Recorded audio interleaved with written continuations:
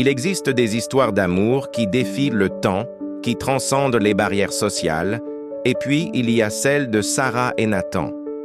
Une histoire qui va vous faire voyager entre espoir et désespoir, entre rêve et réalité. Sarah, brillante étudiante en art, vivait dans un monde de couleurs et de créativité.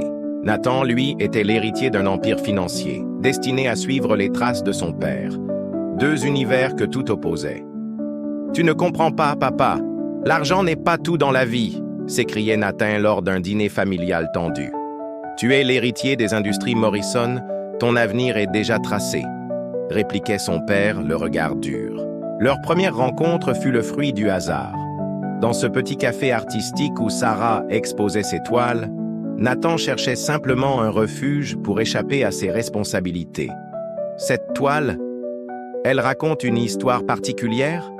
Demanda Nathan, fasciné par une œuvre aux teintes bleutées. Elle parle de liberté, répondit Sarah, surprise par l'intérêt sincère dans sa voix. Leur amour naquit comme une douce mélodie, mais le monde autour d'eux ressemblait à une symphonie discordante.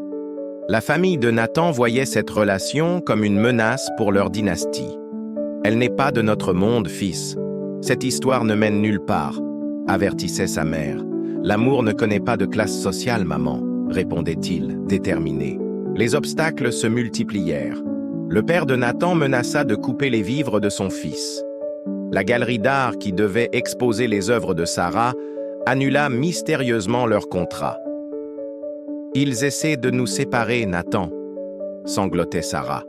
« Alors battons-nous ensemble, » répondait-il en la serrant dans ses bras. Un soir d'orage, tout bascula. Le père de Nathan lui lança un ultimatum, choisir entre son héritage ou Sarah. Le même soir, Sarah reçut une opportunité unique, une bourse d'études artistiques à Paris. Le destin semblait avoir choisi pour eux. Mais parfois, l'amour véritable exige des sacrifices extraordinaires. « Je renonce à tout », déclara Nathan devant sa famille stupéfaite. « L'empire Morrison devra trouver un autre héritier. » Sarah, les larmes aux yeux. « Je ne peux pas te laisser tout abandonner pour moi. » « Tu es mon chef-d'œuvre, Sarah. Sans toi, je ne suis qu'une toile vide. » Leur courage inspira d'autres. La mère de Nathan, touchée par leur détermination, commença à changer d'avis. Le père, bien que toujours réticent, vit dans la force de caractère de son fils quelque chose de plus précieux que l'obéissance aveugle.